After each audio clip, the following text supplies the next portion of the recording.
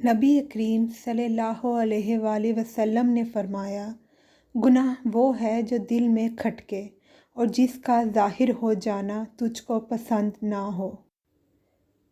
نبی کریم صلی اللہ علیہ وآلہ وسلم نے فرمایا، اپنے والد کو نام سے نہ پکارا کرو، نہ ان کے آگے چلا کرو اور نہ ہی ان سے پہلے بیٹھا کرو۔ نبی کریم صلی اللہ علیہ وآلہ وسلم نے فرمایا، جنت 2 قدم پر ہے، پہلا قدم نفس پر رکھ دو، دوسرا قدم جنت میں ہوگا۔ نبی کریم صلی اللہ علیہ وآلہ وسلم نے فرمایا، آزمائش جتنی سخت ہوتی ہے اس کا بدلہ بھی اتنا ہی بڑا ملتا ہے۔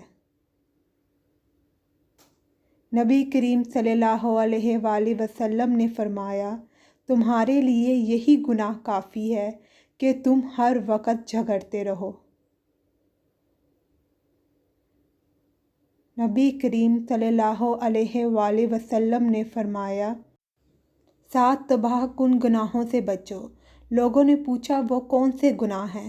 آپ صلی اللہ علیہ وسلم نے فرمایا، اللہ کے ساتھ کسی کو شریک کرنا، جادو کرنا، کسی کو ناحق مار ڈالنا، سود کھانا، کسی یتیم کا مال ہڑپ کر جانا، میدان جنگ سے بھاگ جانا، نیک عورت پر تہمت لگانا۔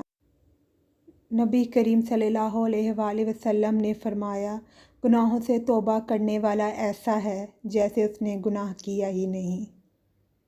نبی کریم صلی اللہ علیہ وآلہ وسلم نے فرمایا، مظلوم کی آہ پکار سے بچتے رہو، کیونکہ وہ صرف اللہ سے اپنا حق مانگتا ہے اور اللہ تعالیٰ کی سنت یہ ہے، وہ کسی کا حق نہیں روکتا۔ نبی کریم صلی اللہ علیہ وآلہ وسلم نے فرمایا، جو چیز سب سے زیادہ جنت میں داخل کرے گی وہ اللہ تعالیٰ کا ڈر اور اچھا اخلاق ہے۔ نبی کریم صلی اللہ علیہ وآلہ وسلم نے فرمایا، قیامت کے دن لوگ حساب و کتاب میں مبتلا رہیں گے، صدقہ دینے والا اپنے صدقے کے سائے میں ہوگا۔ If you like the video, please like, share and subscribe to my channel.